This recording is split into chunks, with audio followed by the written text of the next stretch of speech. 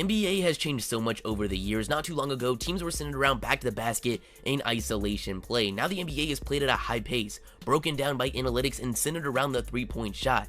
The three-pointer has only been in existence since 1979, and now we have teams like the Houston Rockets who take more threes than shots within the perimeter. Now there is a lot that has contributed to this, like rule changes such as hand checking, the rising popularity of the sport, which has brought in a bigger pool of athletes, and like we mentioned before, analytics.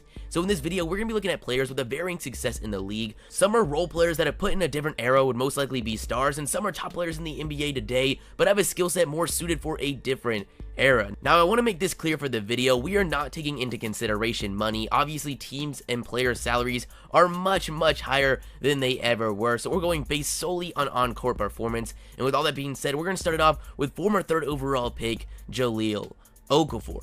Okafor was the #1 player in high school back in 2014 and went to Duke, where as a 6'10" freshman averaged 17 points, shooting 66% from the field, and led Duke to an NCAA championship. Going into that 2014 NBA draft, he was a top prospect with his frame, college success, and skill as an interior scorer. Even at the time of the draft, there were concerns about Okafor in terms of his defense, effort, and if his skill set was suited for the modern NBA. These concerns would allow guys like D'Angelo Russell and a less productive Karl-Anthony Towns to go ahead of him in the draft. Jahlil Okafor's post-game would translate early on in his career, as in his rookie season, he would average 17 points, 7 rebounds, shooting over 50% from the field, but the concerns with Okafor coming out of college became very evident with his subpar defense, obvious lack of effort, and his one-dimensional offensive game that wasn't valued in the new direction of the league. So in just his 3rd season, he would completely fall out of the rotation for the 76ers. To get an idea of how low his value was at the time, he got traded to the Brooklyn Nets alongside Nick Stauskas for Trevor Booker, who averaged less than 7 points on his career and would only last 33 games on the 76ers.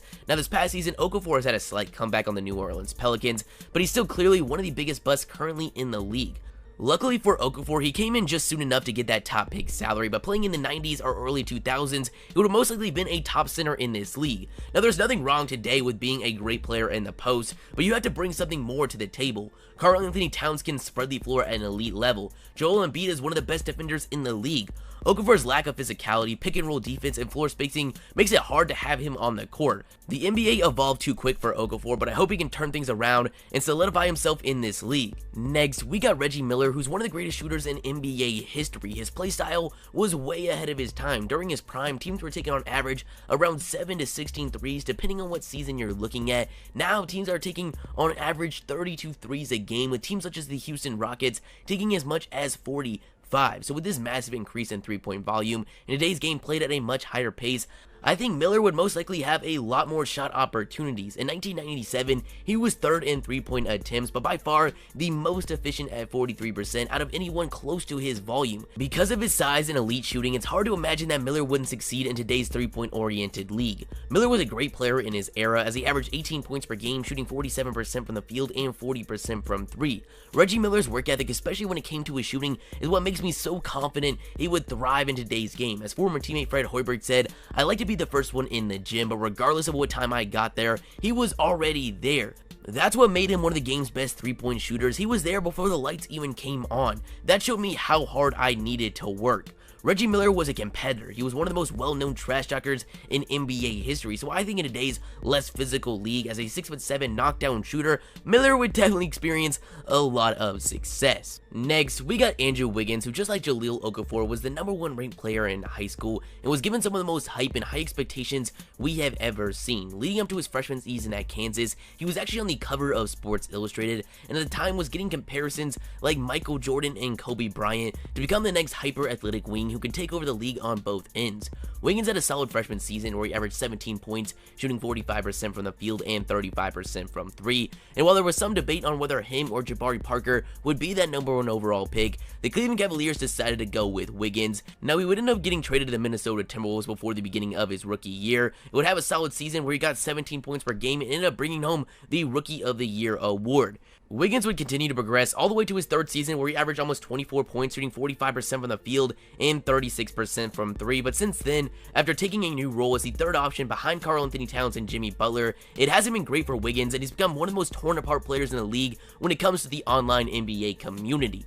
Wiggins has looked solid when he has one thing to do, and that's score the ball, but he really doesn't fit in any modern day system. He is nowhere near the defender we expected coming out of college. He's not much of a playmaker and struggles with efficiency, especially when it comes to his three-point shot. Now right now he is young at 23 years old and has time to progress and reach that potential we saw, but if placed in a different era, especially the early 2000s, I think we would already be talking about Wiggins as a top player in the league. At the time, the three-point shot wasn't nearly as necessary, and it was a very isolation-based game where he would fit in perfectly. His combination of amazing athleticism attacking the rim and a solid back-to-the-basket game would be embraced. Obviously, we don't know this for sure, but comparing today's game to back then, it's a pretty fair assumption.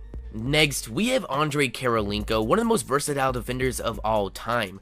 Kirilenko was called a Swiss Army knife for a reason. He was able to guard practically every position at 6'9" with a 7'4" wingspan, but had enough lateral quickness to keep up with top guards, which is perfect for today's switch-heavy defense. He's one of the best help defenders we have ever seen. Despite playing mostly at the small forward spot, he averaged 1.8 blocks a game on his career and led the league in blocks back in 2005 with 3.3 a game. This is on top of his career average of 1.4 steals. Andre Kirilenko will receive a lot more praise in today's game, similar to what we've seen with Draymond Green, but brings a lot more offensively to the table. He is the offensive skill set of a point forward with solid ball handling and playmaking at his position. In his prime, he was averaging right around 16 points per game, shooting 45+% from the field. Now, he was never much of a three-point threat, but at times in his career, he had low volume but decent efficiency seasons. If he was born in today's game, obviously with a bigger focus on the ability to shoot beyond the arc, I think he would be a decent floor spacer. So we're talking about a 6'9" point forward who can switch on practically any matchup, but also has the length to be one of the league's best shot blockers, while being not a great floor spacer, but one that's definitely not a liability. In terms of what you want to see today, it doesn't get much better than Andre Kirilenko. Next, we got Russell Westbrook, who's one of the league's best point guards, but his playstyle isn't ideal for today's game, especially in terms of winning a championship. When a team is fully built around Westbrook, he's a perfect player to make you a decent team, maybe even pop into the playoffs, but the ceiling of a Westbrook-led team isn't very high. A lot of this stems from his inability to shoot at a consistent level. He's a career less than 31% three-point shooter, and over the past 2 seasons has failed to even shoot 30% from 3 and has regressed as a free throw shooter. Yes, he stuffs the stat sheet, averaging triple-doubles over the past 3 seasons, but his rebounding numbers are clearly inflated with Steven Adams' willingness to give up defensive rebounds so he can push the ball up the court, and while he's averaging over 10 assists a game, he is far from being one of the league's best playmakers. He can be a solid defender when he wants, but that's a rare sight, so I'm really not sure where he's going to fit into a Houston Rockets team that's taking more threes than inside shots. But with all that said, Westbrook would have dominated in most any era, putting him in the 60s to 80s, where we saw some of the highest pace. Teams were scoring on average well over 110 points per game, but still hadn't even seen the three-point shot implemented. It's almost a guarantee Westbrook would have taken the league by storm. His speed, explosiveness, and ability to take the ball coast to coast would have been unmatched at the time, and he would most likely stuff the stat sheet like we see today, and like we saw with Oscar Robertson in that era.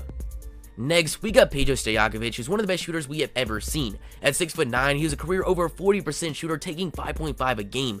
His quick release and knockdown shot would have easily translated in today's game, but with the small ball era, he might have even experienced more success as a stretch 4. He was never a great defender, but his shooting is more than enough to keep him on the court in today's league.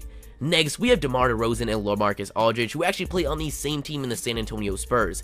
It's a pretty interesting duo, as while their playstyle isn't ideal for the modern NBA, but in the early 2000s, they would have been a dream of a duo. Now, Aldridge did begin his career in the mid-2000s, but I would have loved to see him begin in the 90s and have his prime in that early 2000s period. Aldridge is one of the most lethal post scorers we have ever seen. He's an amazing combination of back to the basket and knockdown mid-range shooting. To have him alongside one of the best scoring wings inside the arc in DeMar DeRozan, it would have been lethal. DeRozan's athleticism makes him a top player going at the rim, but his most common spot is to score in that 16 feet to 3-point area. He has tried to adapt to the modern 3-point game, but it hasn't really worked, as his best shooting season was only 31% from 3, but if put in practically any other era, I think this duo would have been feared. Lastly, we have one of the most obvious ones, and that's going to be Ben Simmons. Simmons has emerged as one of the top young players in the league and just received a massive contract extension from the 76ers, but there's one thing holding both him and his team's potential success back, and that's his inability to shoot. Now, we've been talking about a lot of players' lack of shooting in this video, but no one, especially out of the guards, compares to Ben Simmons. Over the past 2 seasons, he's only attempted 17 threes, where he's made a big whopping 0. And it doesn't get any better when it comes to his mid-range jumper, as in a very small sample size, he shoots less than 30% from 16 feet to the outside arc, and well over 80% of his shots are coming within 10 feet. Now with this said, Ben Simmons is a great player from practically every other aspect. He's a 6'11 point guard who averaged 17 points, 8 assists, and 9 rebounds. If you put him in an era like the 80s, Ben Simmons would be battling with another oversized point guard who is commonly deemed the greatest point guard of all time in Magic Johnson for that top point guard in the league spot. Now we're seeing these videos of Ben Simmons hitting jump shots in these offseason pickup games, but let's be honest here, Ben Simmons isn't going to be pulling up from deep on a consistent basis anytime soon, if ever, so it really looks like he was just born in the wrong era.